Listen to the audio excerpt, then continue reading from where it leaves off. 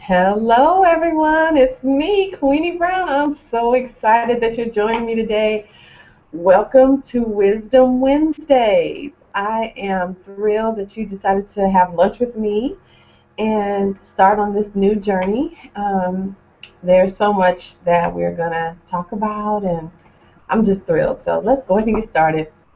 Um, I am the author of the Self Love Lessons. I also am the founder of Wisdom Sister Circles and supernaturalchildbirth.com. And I have had some pretty darn amazing experiences in my life. I've had some wonderful friendships, wonderful relationships, wonderful opportunities, and I've also had some interesting challenges throughout my life. And one of the things that I've learned is that we each have dreams. We each have things that we want to accomplish in our lives. We've things that we've aspired to all of our lives. And for some reason or another, we've got obstacles that are in our lives that are preventing us from actually reaching and living out those dreams. And so while I've had some of these great experiences, those challenges have actually been interesting as I've grown through them. I've learned some, excuse me, some really powerful lessons. And I've taken notes of those lessons, and I've just decided that I'm going to use my life as a playground. And I'm going to share my stories. I'm going to put my business in the streets. I'm going to share the joys. I'm going to share the pains. I'm going to share the good, the bad, and some of the ugly, um, in hopes that I help you to see yourself maybe in some of my stories, and perhaps you can see how you might be able to overcome an obstacle that you might have seen in my story or in the stories of others. Over time, we're going to invite other women and men onto the show so that they can share their stories, and you are able to hear some of their triumphs and the things that they were able to overcome. And the goal of all of this is so that each and every one of us completely obliterates every single obstacle, hurdle, challenge that's preventing us from living in the fullness of the promises that God has made for us. Because it's already done. We already know that what God has promised us is a finished work. But why aren't we living it? What's in the way? What's the issue? It's not God. He's already done it. I'm not saying I'm blaming us, and I'm not saying that we need to be fixed. But in our lives, we've all dealt with certain circumstances that have created wounds. And those wounds look like shame or blame or unworthiness or inadequacy or fear. Or I mean, there's just a whole lot of them. And they're all obstacles that are not insurmountable. We can overcome them. But we've got to learn how. We've got to get the tool set so that we learn how to change our mindset. And I want to offer you throughout this Wisdom Wednesdays journey just another perspective, just something to consider, a new way of looking at something. Perhaps you've been looking at things through your wounds, and I can show you through my story or through the stories of others, just a different way.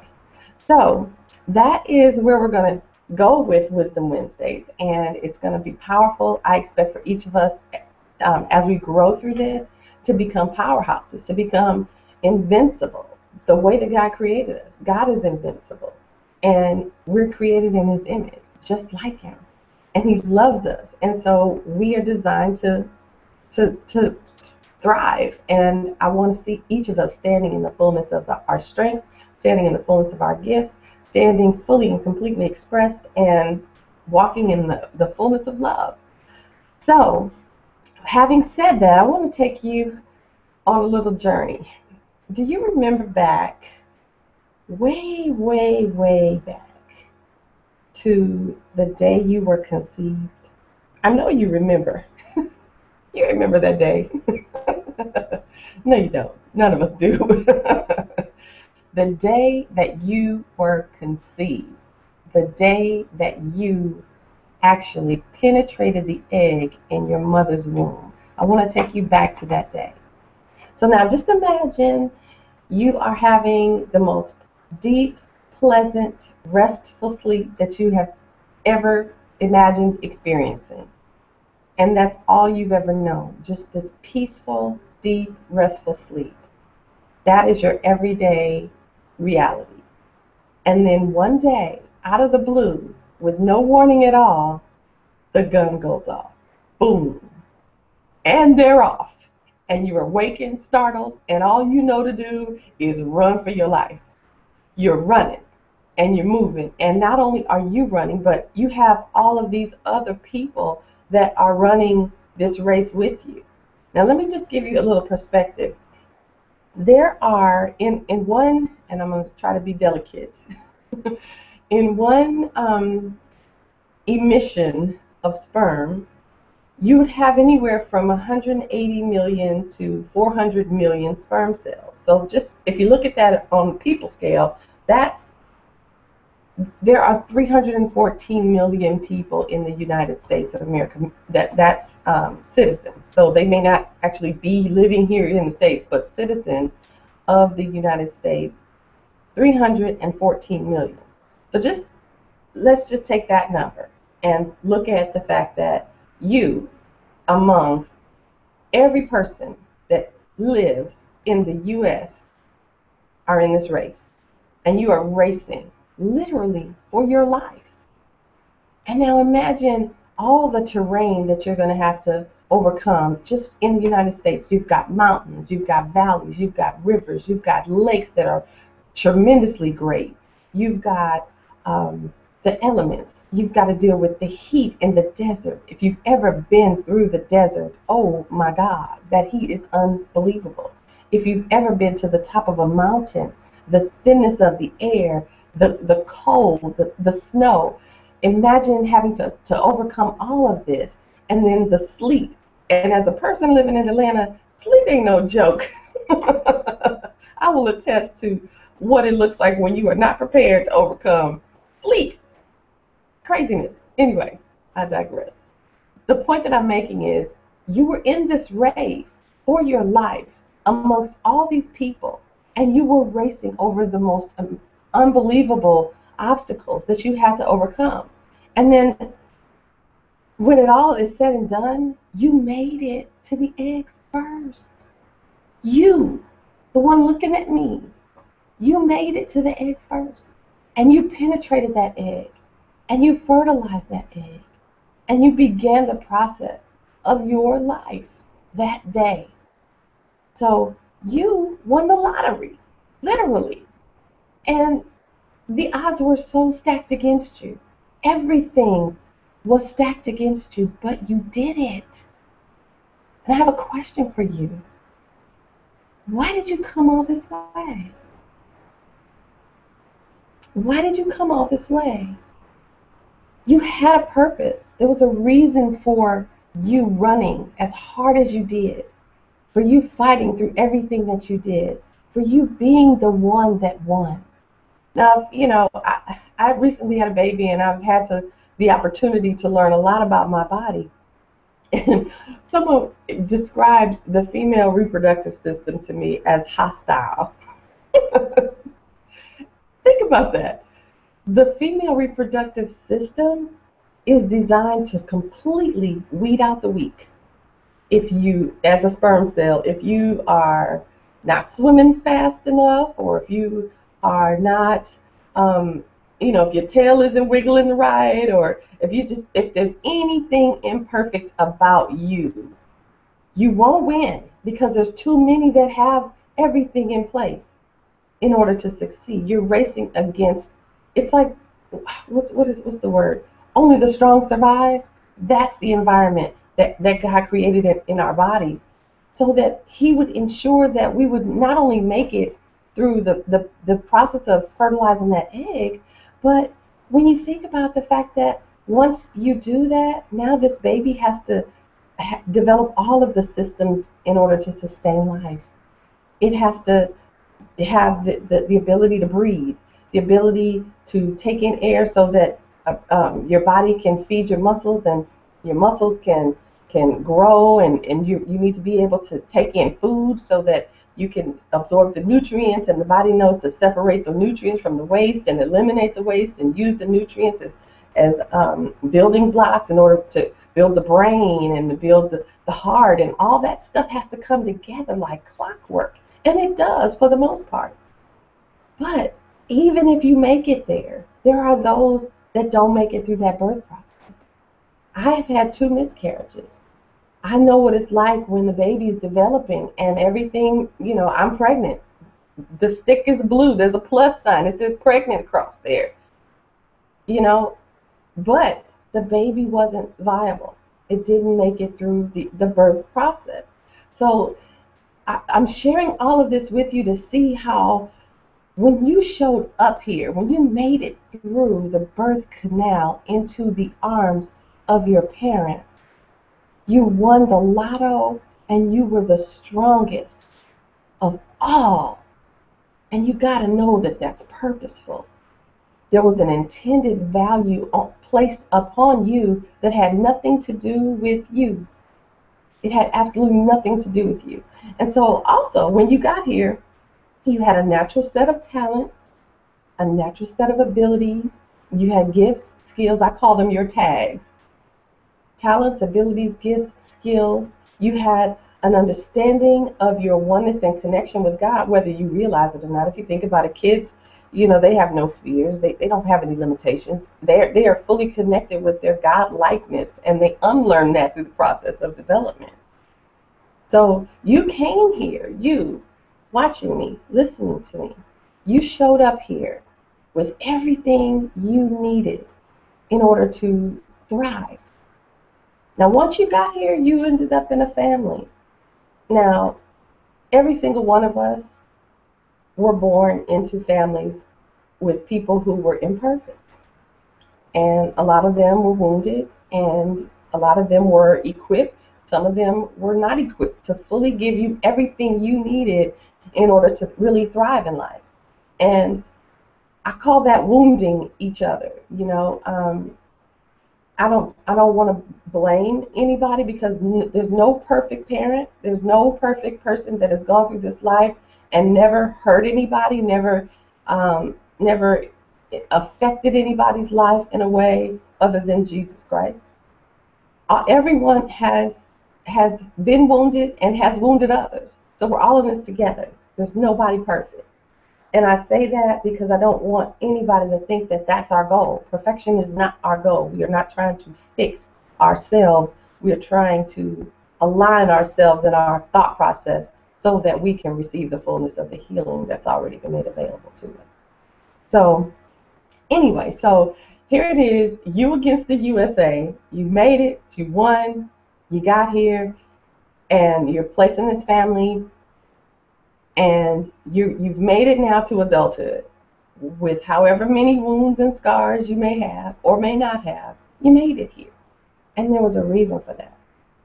So I shared all of that to say that that's just one side of the story. On the other side of the story, you got to think about who created this system in the first place. Who created the environment for you to be able to run the race, let alone win the race? And then be able to fully develop into this person that is listening to me right now on this hangout. Who created that system? Well, we all know within us, regardless of what religion, ignoring any dogma, ignoring any tradition, forgetting about all of that stuff, because really fully represents the fullness of the creator of it all.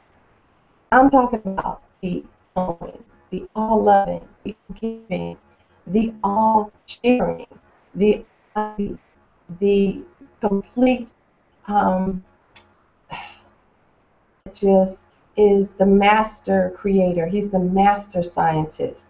He's the master physicist, the master physician, the master everything.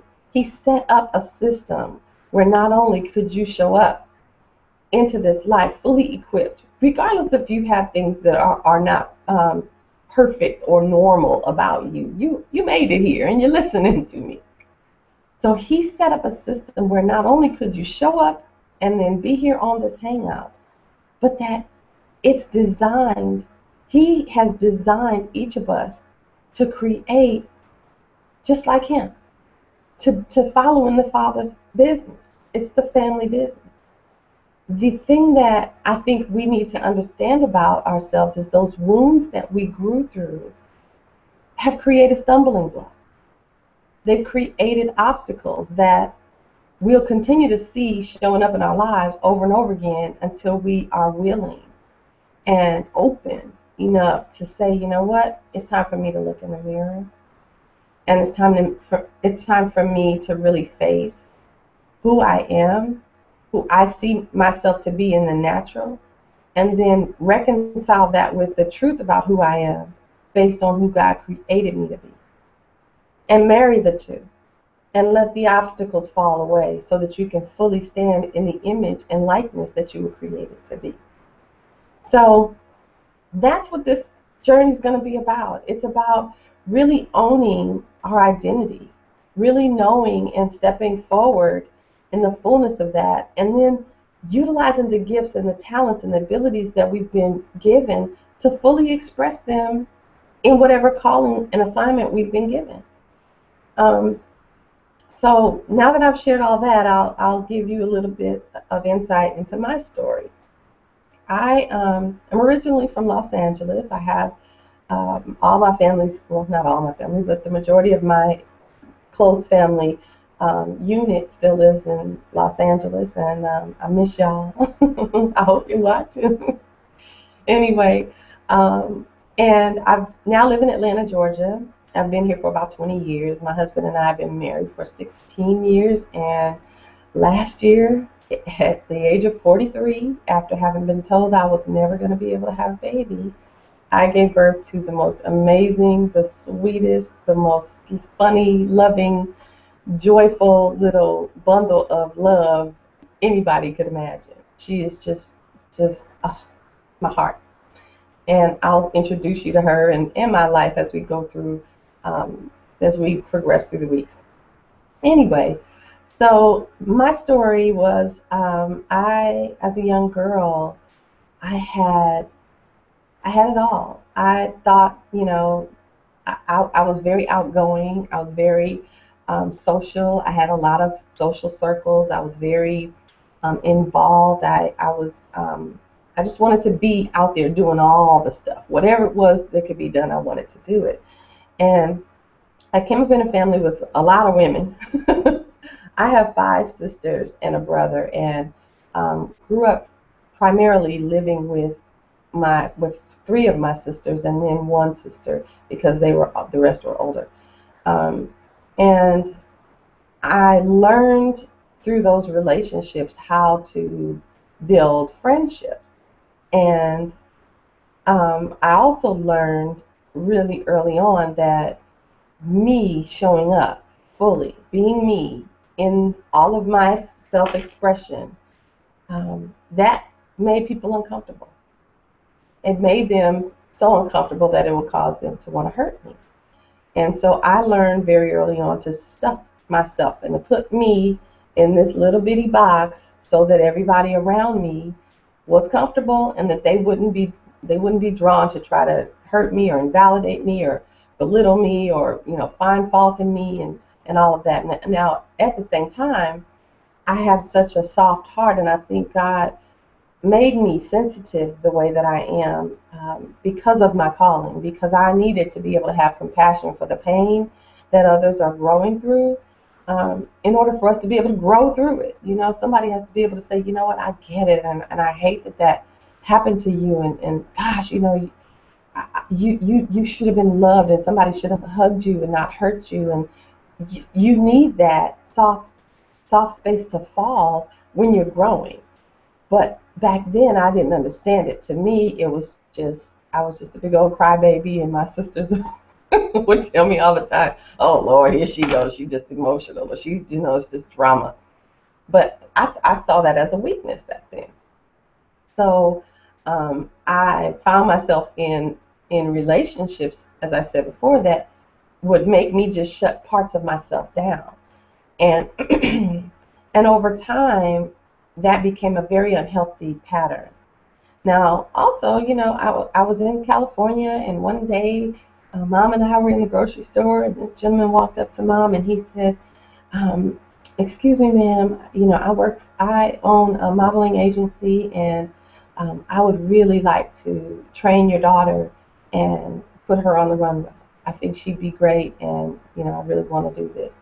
And so mom said yes. And at the age of 11 years old, I started modeling. And I became really, really good at it and very active in the community. And I was doing shows all over LA and all in Hollywood. And it was lots of fun. And I grew to where I ended up coordinating a lot of those shows and putting on things. I remember, you guys, I'm going to date myself, but I did a lot of work for USA for Africa back then. And, lots and lots of shows. So, and that opened me up to a wide range of people in different walks of life and just a whole lot of different exposure.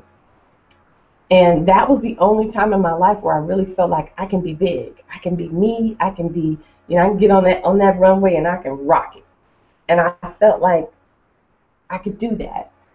But in my real life, like when I was on the stage, I could be me. But in my real life, I had to belittle me.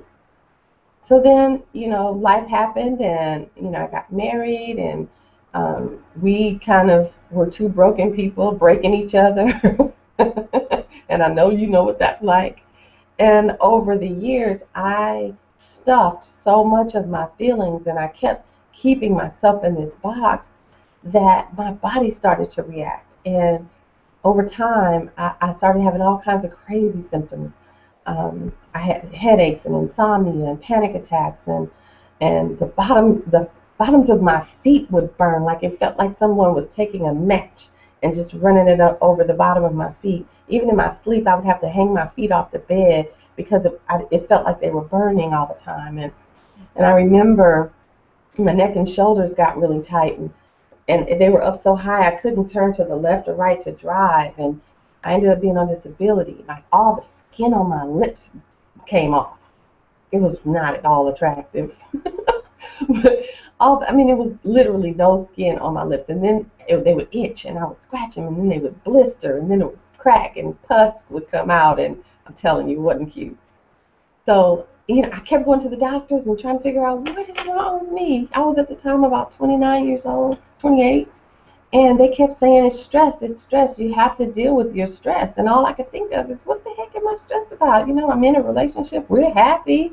I'm living my dreams. I'm making great money. I'm living in a beautiful home. And, I'm happy. I couldn't imagine what could possibly be wrong.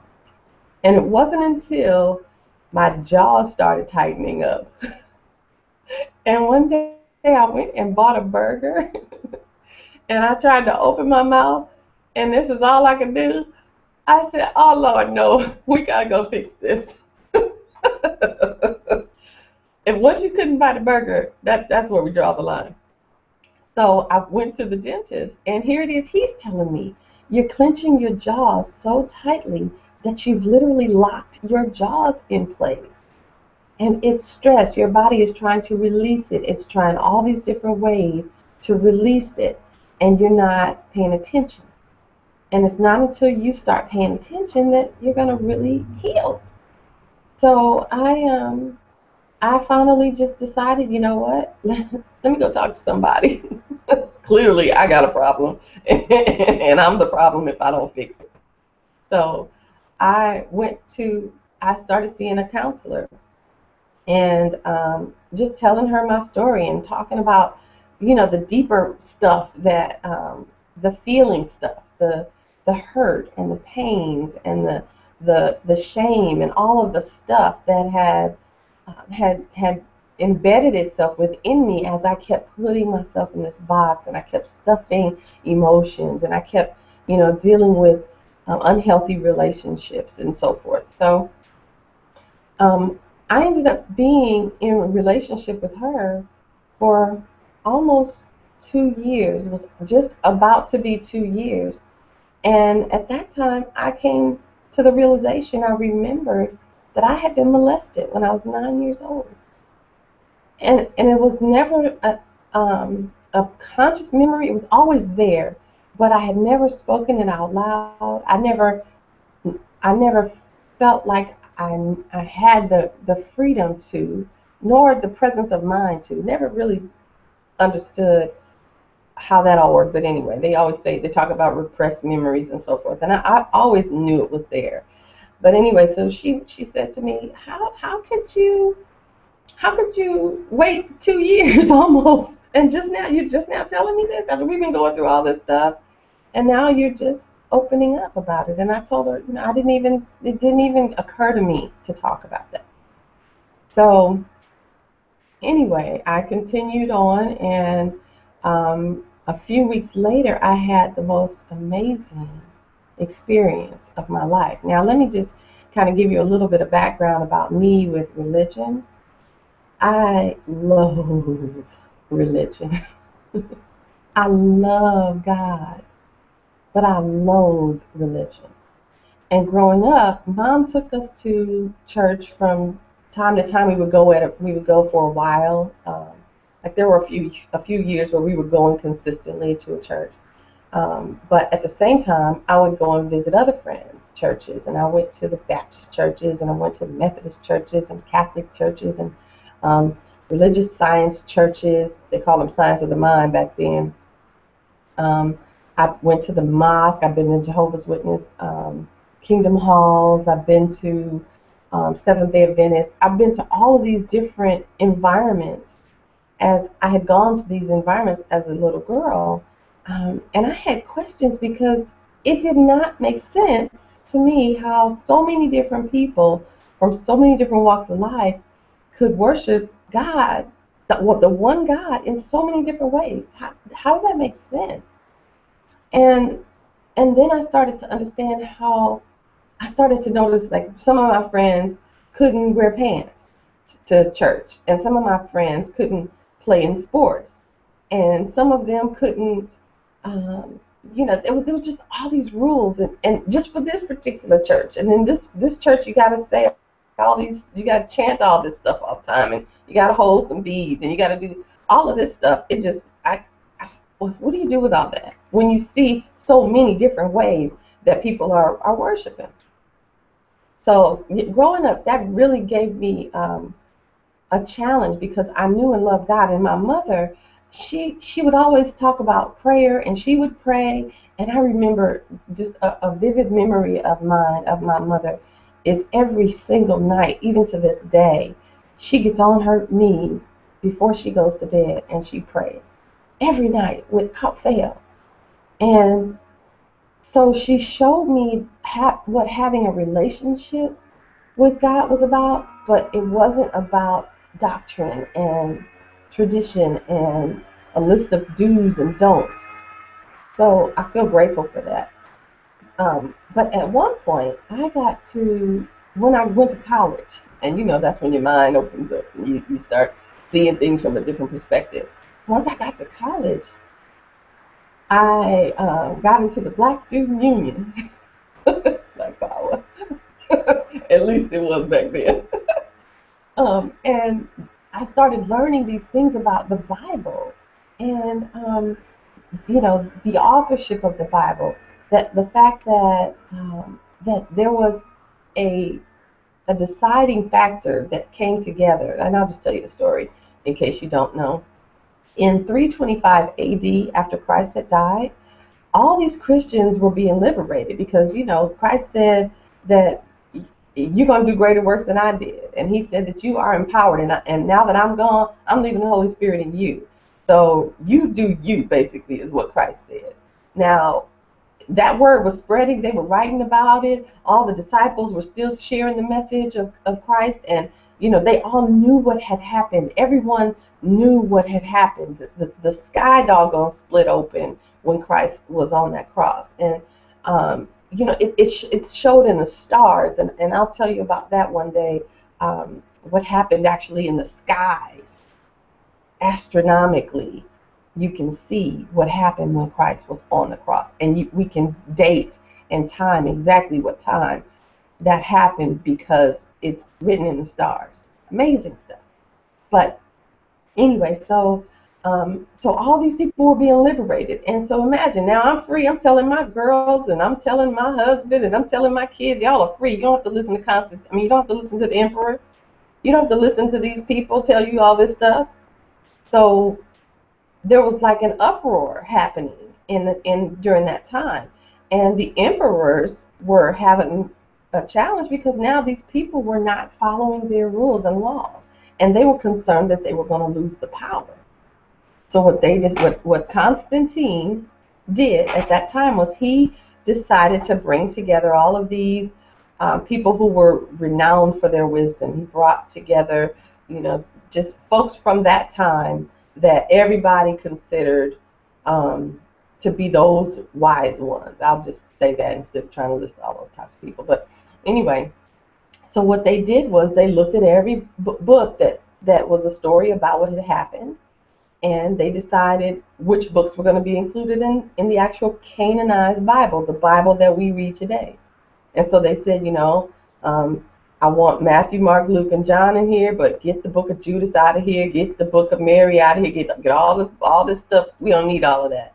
And the intent was take all the stuff that's going to make them see how much power they have out.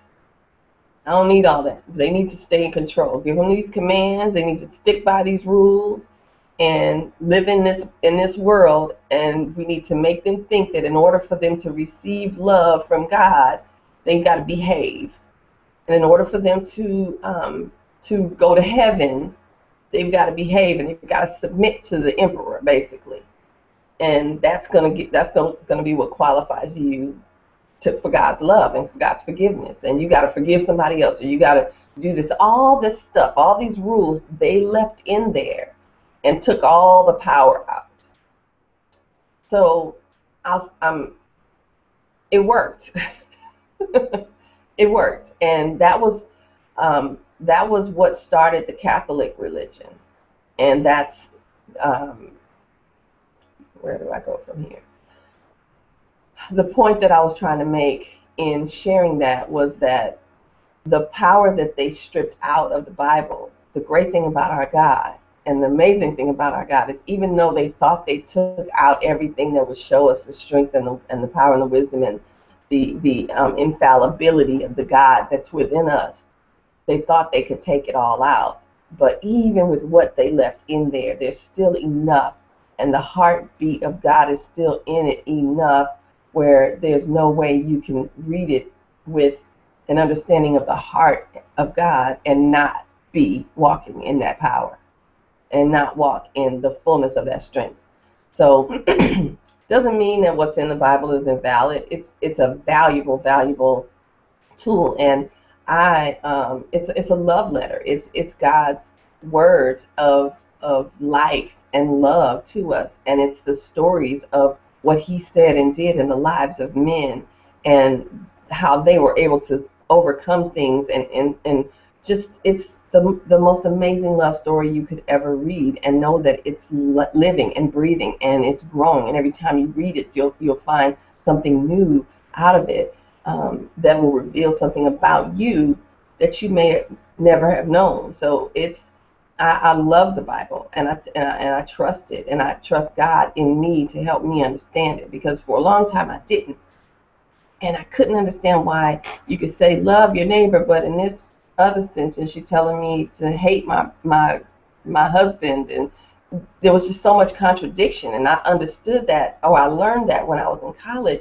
that there's all this contradiction. Why does this not make sense? How come every time I open it I don't get it, and I'm supposed to get it. If God wrote it to me and it's a love letter, why don't I get it?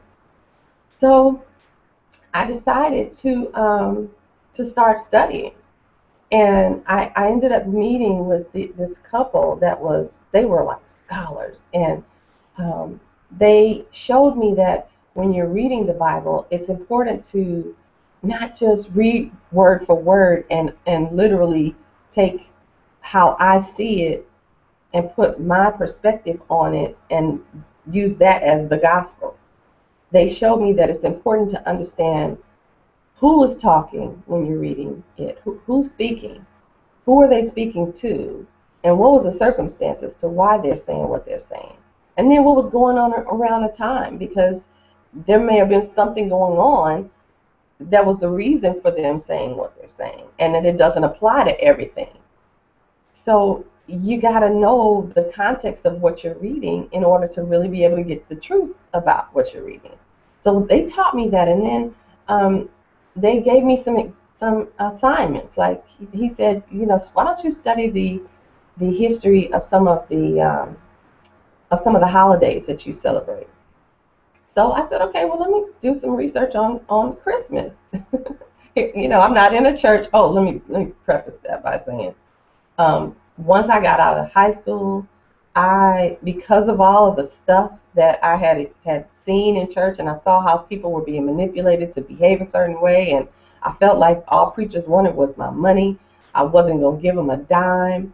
There was one time I had gone into a church, and the preacher said that they had a budget. I can't remember the number, but let me just say there was a budget of $5,000 that they needed, and so that he had them lock the doors, and we were going to be in there praying until $5,000 came out of everybody's pocket. That was the last time I went to a church for a long, long, long, long time. I trusted God. I trusted the Bible. I didn't trust preachers. So I had been away from the church for so long, and that's when I was introduced to this couple, and they started to show me how to dig through the Bible. And I would tell them, I hear what you're saying to me, but I need you to show me how I can find out for myself. I don't want to know what you know. I want to know how I can know what you know. I want to know how to dig through and study it myself. I want to, what tools are you using, what resources, or whose books are you reading, so that I can get a full picture of an understanding, and know within my knower what it is that I know. And so I started studying on my own. I was just digging and digging and digging. And I learned some interesting things about a lot of our holidays. Some of them quite disturbing, but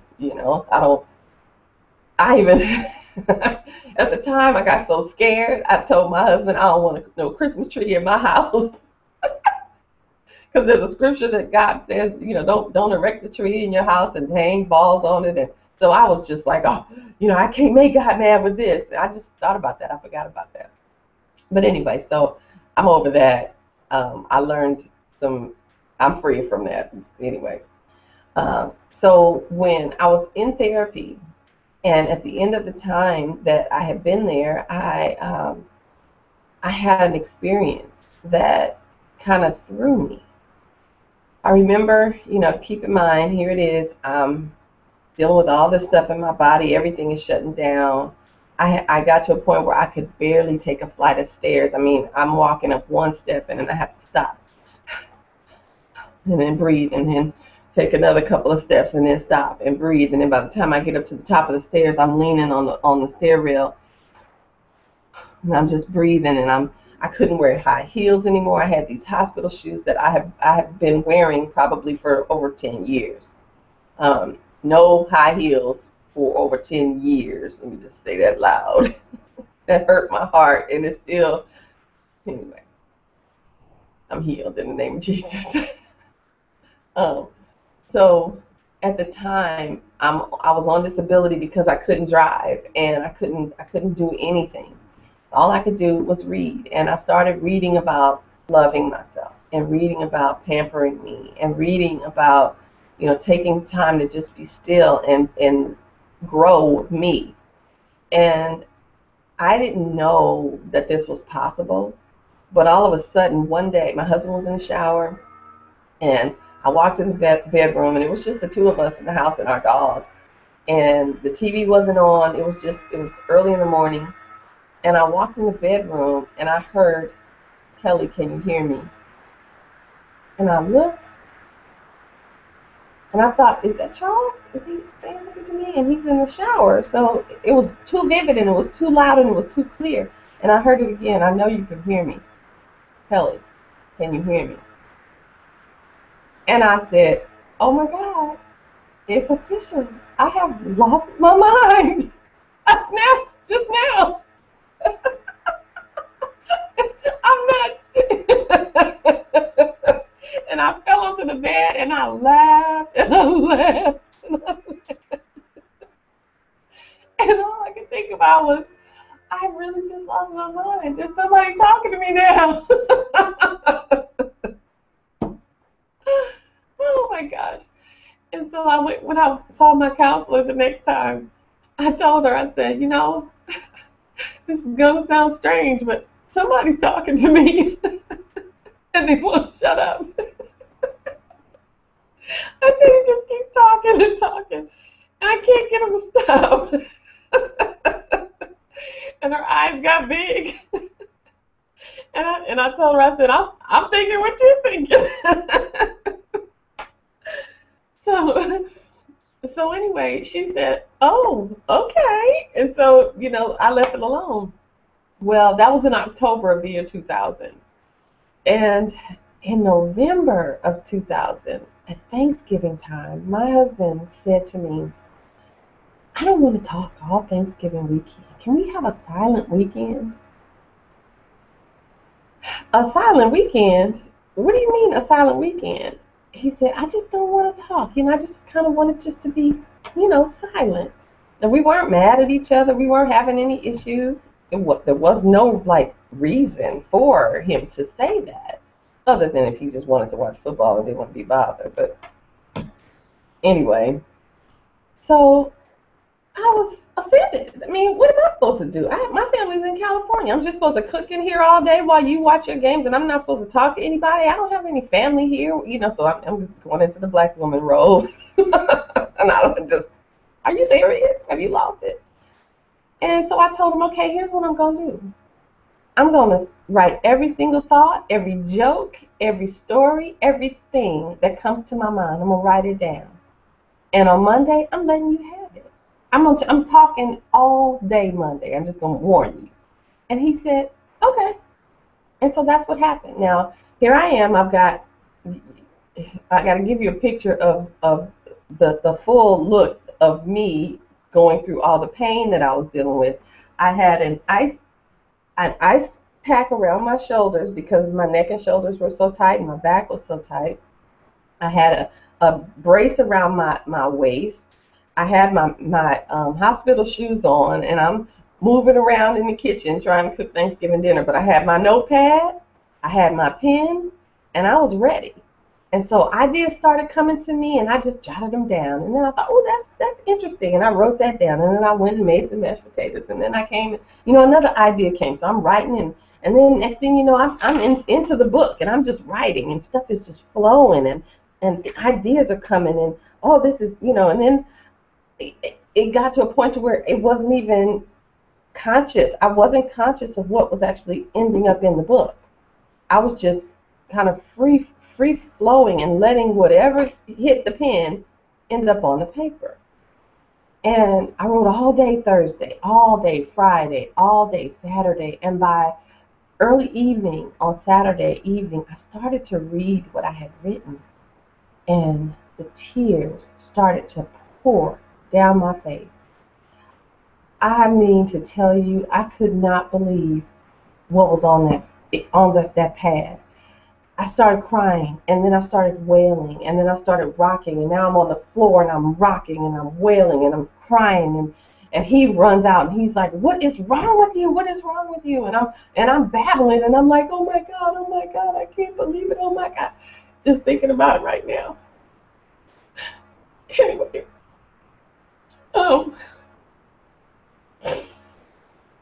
I realized that it was not me writing, but it was God writing through me, to me. And he was showing me all that he had placed within me. He showed me the gifts that he had given me, and how the experiences that I had had in my life were equipping me and providing me with lessons that I would not only be able to apply to my own life, but that I would be able to teach other people, and that they would be able to learn and be healed by my story. And he told me a lot of stuff, but he showed it to me, as that was the powerful part. He said, remember when this happened?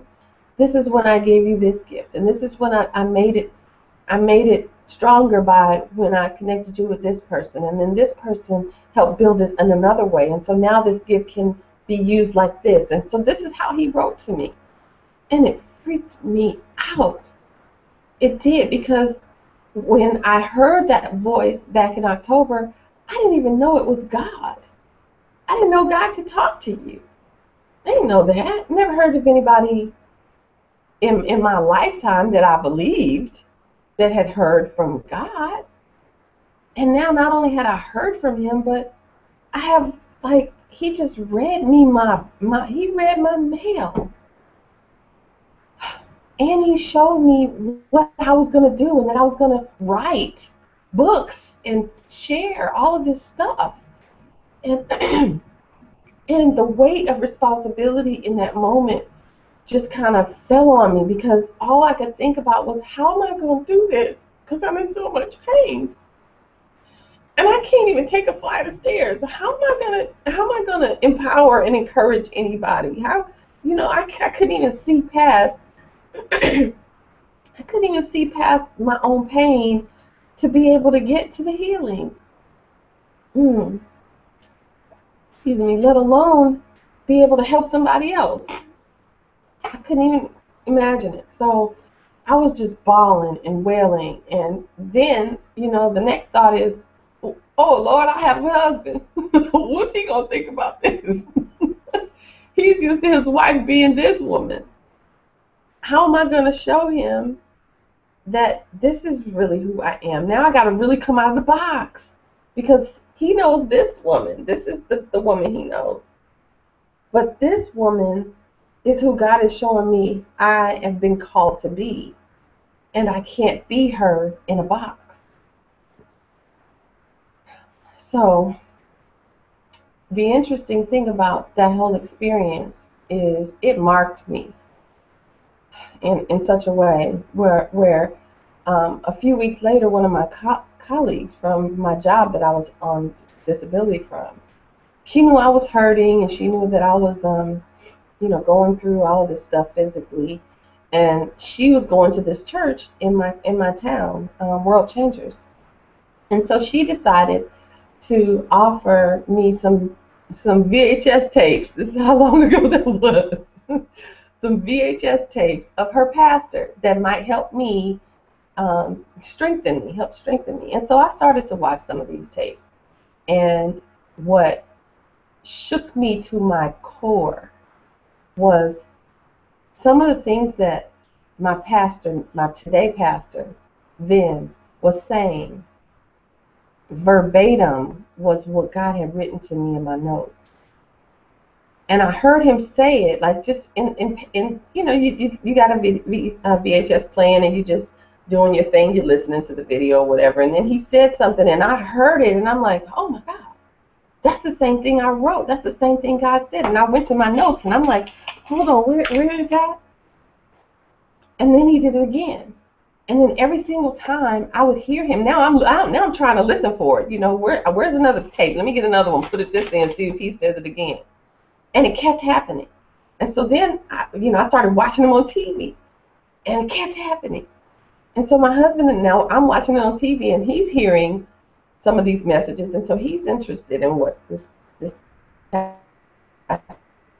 So we decided to visit.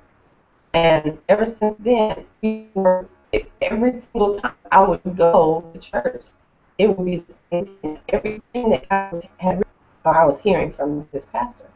So over the next I don't know how many years, I actually learned, my pastor taught me how to dig through the Bible even deeper, and how to get real understanding, and how to dissect things, and how to rightly divide it, and how to understand the terminology and the differences in the languages, and how translation impacts the understanding. And there was just so much more to it than just open this Bible and read it, and then you'll be blessed and you're going to heaven.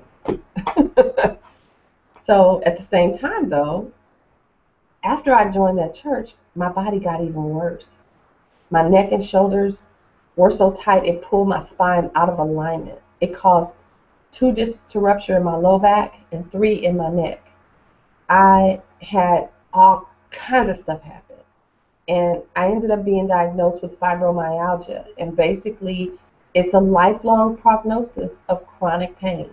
They basically said that you will hurt from for every breath until you take your last one, and which means you're going to be taking anti-anxiety medicines, antidepressants.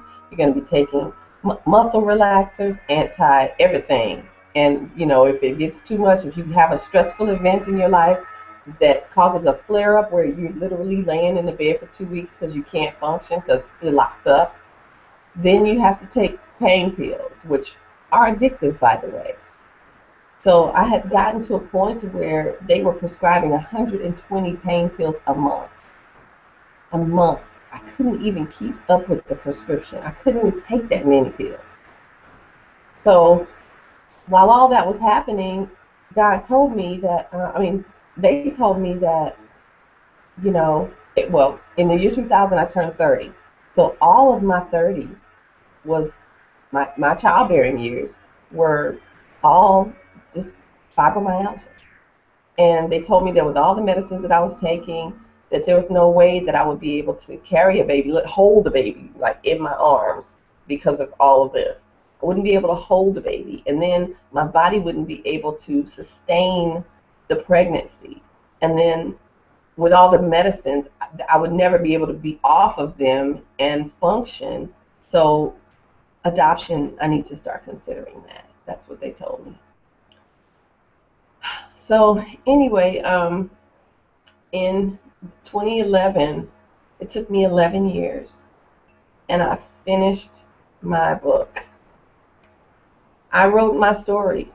I wrote the stuff that I learned, all the lessons that I learned over that period of time. And the book is called The Self-Love Lessons.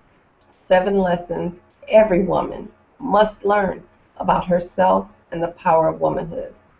And in it, I teach women how to know where you are so you can get where you're going, how to understand God's real love for you, because I didn't know how to love me. I didn't know how to choose healthy friendships, healthy love relationships. I didn't know how to set boundaries in my life. I didn't know how to express myself in a way where I didn't feel ashamed or didn't feel like I was unworthy of really communicating how someone was hurting me. All that stuff just created more and more wounds and made me stuff even more into a box and isolate myself. And all of that was so unhealthy that my body was like, no, this isn't good for you. We're shutting down. That's basically what happened.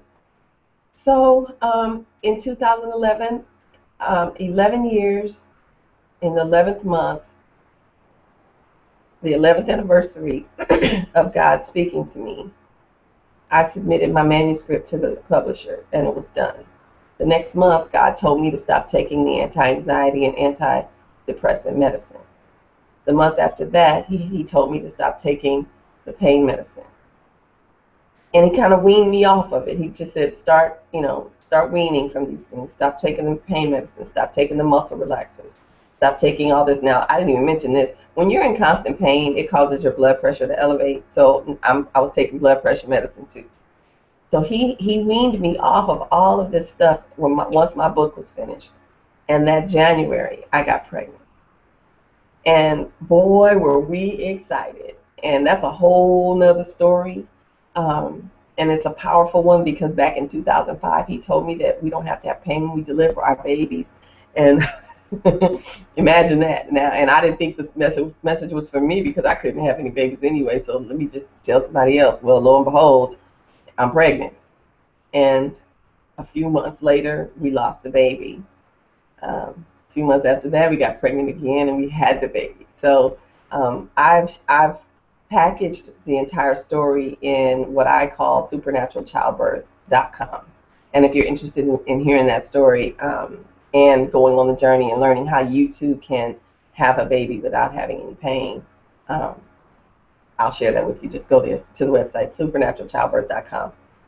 Anyway, so I'm sharing my story. I wanted to just kind of share my heart with you and just let you know part of me and part of why I'm here. on these Wisdom Wednesdays. This is just the beginning. There's a lot of nuggets that I couldn't share in just this little bit of time, but I want to start digging into them. I want to start just kind of peeling the onion layers back and dealing with some things. And I'm, like I said in the beginning, I'll be sharing, telling my business, putting it in the streets. This is on YouTube, okay? So everybody knows all of this at this point, and I want to be able to let my life be that light and let you in. Because it's so funny. A few months ago, I felt led to do these videos, and some of you remember they were called Unapologetically Me, and it was a 30-day exercise in vulnerability. I got to maybe day 6. And when I started looking at the videos back, I'm looking at me and I'm thinking, who is that? Oh my gosh, what is this mask I'm seeing you wear? Whoa, who? Oh my, I didn't even realize that I was wearing that mask. I mean, there were other masks that I knew I had to take off, and I thought I was doing that. But it took me to watch those videos to realize, hold on a second, there's still something that's a little off here. We got a little bit more work to do before we can fully feel safe in being completely vulnerable. And that's where we are today. So it took me a minute. But God is a healer. He loves me just like He loves you. And that's the other thing, I don't want you to feel like this is going to be a session to work on you all the time and, work you out and figure your stuff out and all of this. Really, I want to make space for you to be able to look at your life from a different perspective, because sometimes it's all in the way you see things that can determine whether or not you can move through it. And if you don't move through it, that obstacle is going to still be there, and you'll keep bumping up against it until you finally say, you know what is this? I got to this is a mountain in my way. I can move past it, but I got to look at it for what it is first. And sometimes that requires you to stand in the mirror and say, ooh, that's ugly. I got to learn to love it. I can grow through this. Ugh, it's not cute, but it's me, and it's not perfect. But God loves me anyway, and He's not mad at me, and He's not punishing me, and I don't have to worry about His wrath because He poured all that out already. It's done. So I'm glad that you took the time to spend our first Wisdom Wednesdays session together, and I'm looking forward to next week. I know it's going to be an amazing time. We are about to just embark on a journey that's going to be really, really, really, really powerful. So thank you so much again for joining me. I can be reached at www.queeniebrown.com.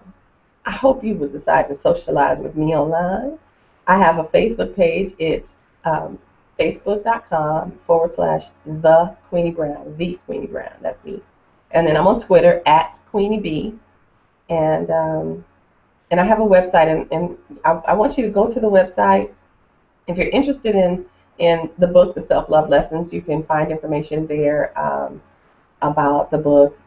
And one of the things that we will be doing, I'll be sharing some lessons, and some of the things that we talk about will come from the book, because God had me write it, and it's interesting. He had me write the book, but He kept telling me that I'm intending for you to teach it. I need you to teach this book so that they learn the lessons and then use your life and your example and your experience to help them see it maybe from a different perspective. So that's what we'll be doing. I respect your time. I thank you for joining me and having lunch with me today. Please, please, please leave a comment. I wasn't able to check comments today. I just kind of wanted to just share my heart with you and let you get to know and come into my world just for a moment.